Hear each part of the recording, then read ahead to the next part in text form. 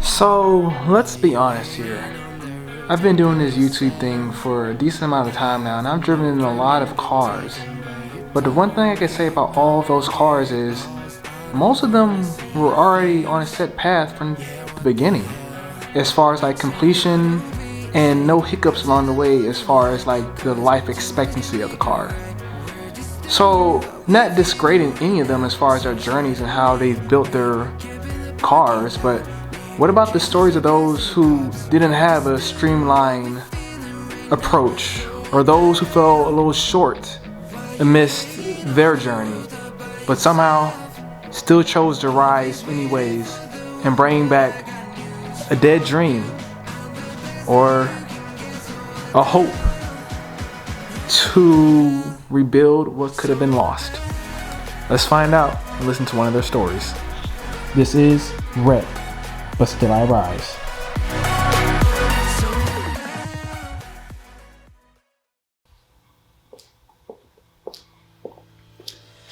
Hey guys, how's it going?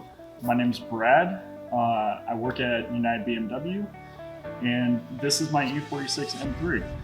So the backstory behind it is that I had a 325 E46, and I spent the time over the past year or two with that car where it was bagged originally. I sold the bags and got coils.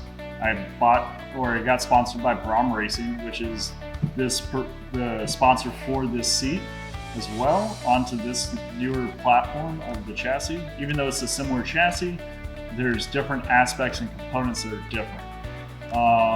As well, I did a wide body kit on there, and I was actually sponsored by RevMatch Motorsports that does my tuning for my car, or cars, because this one is tuned by RevMatch as well.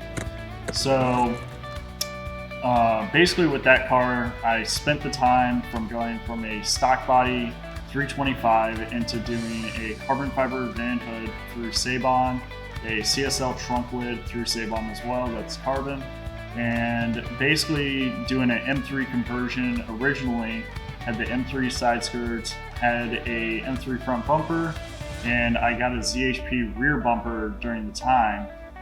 So anyway, fast forward to the wide body, I got a Phantom kit wide body, and got it all assembled and everything with the M3 side skirts and the front bumper. Everything bolted up fine. Spent a month and a half on that and did a M3 rear bumper, which was required with the kit.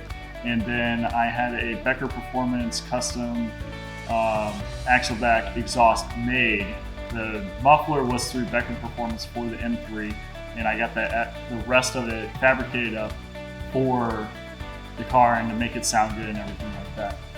And so what happened is I got into a wreck during I was on Blood Mountain, and I wrecked because I was doing not really high speeds, but higher speeds for that area of circumstance. And it was during the summer, summer, around that time.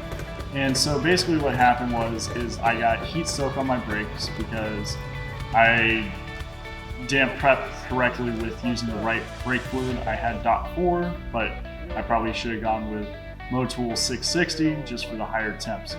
And so basically what happened is by the time I was leaving, I was going down the hills or all the curves in the hill, and basically just lost my brakes doing 60 into a turn and wrecked.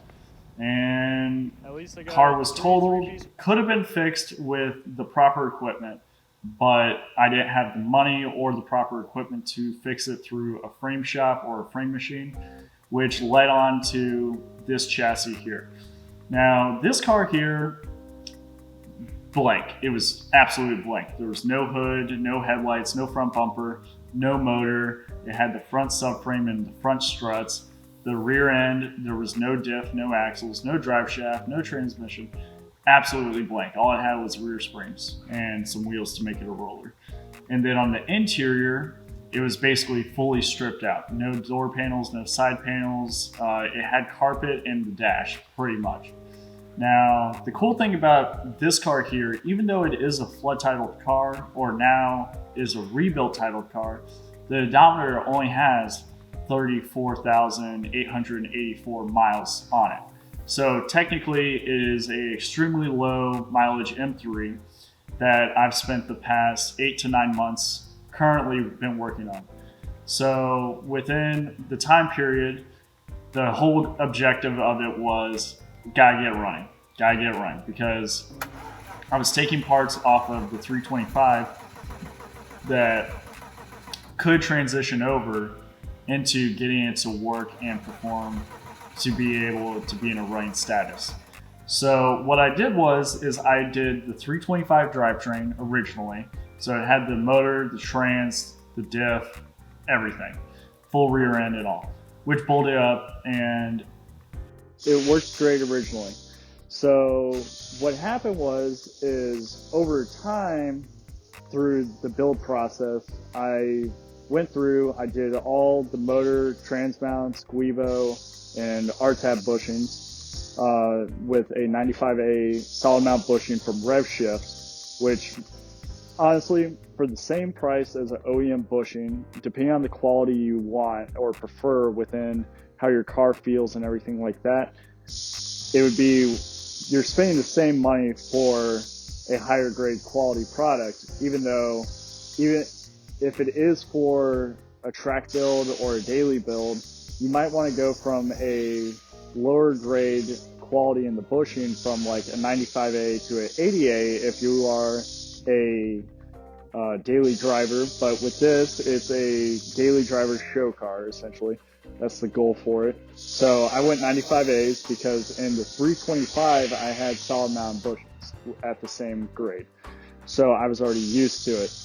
Now, with the car itself though, I did do an M3 rear end, the drive shaft and the half shaft for the rear end, both like welded up completely together, no issues, didn't have to adjust anything.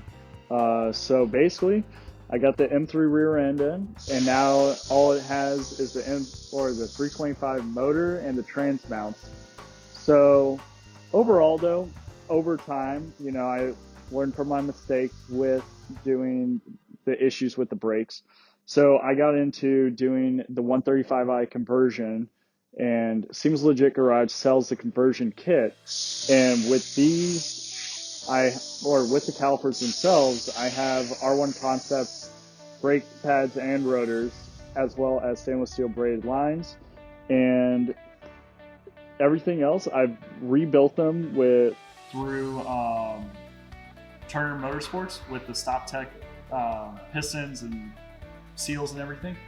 So they are completely refreshed, they are painted and everything. And then I basically just went through within the last month and resprayed the whole car into what it is now. It's a little dusty just because I work in a body shop for the paint area at BMW. But overall though, it's got the depth, it's got the clarity, it's got everything you would want in the car to be able to be like, man, he spent a lot of time on this car and he really cares about this. So right now on the interior, I'm going to be putting in my Brom racing seats. I have another one at home that's ready to go. And for the steering wheel, I have a Renowned steering wheel and a chassis mounted short shifter through PMC that I got through Drift HQ. And then what else? Let's see. Oh, my wheels. The wheels, because that's the big thing. My wheels are Leonhardt Ordens, 3-piece, whole 9 yards, what you would want in some high quality grade wheels through a reputable brand.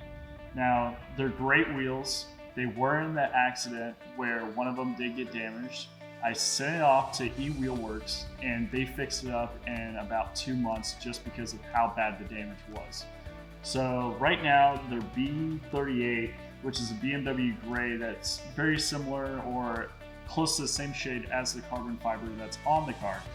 But in the near future, I plan on painting them and doing more of a silver with chrome or polish aspect on it to give it more of a cleaner and nicer feel in that regards.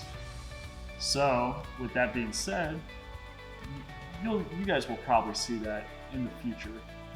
But overall though, with the car, I would say it is pretty much put back together. I do have to spray the mirrors and work on the interior, but you know, there's just some things that you guys will just have to see later on. But for the suspension that's currently on the car, I have BC Racing coilovers, white line suspension sway bars, and pretty much everything is fully adjustable on this car. And for my rear camber arms are SPC adjustable camber arms from Drift HQ as well.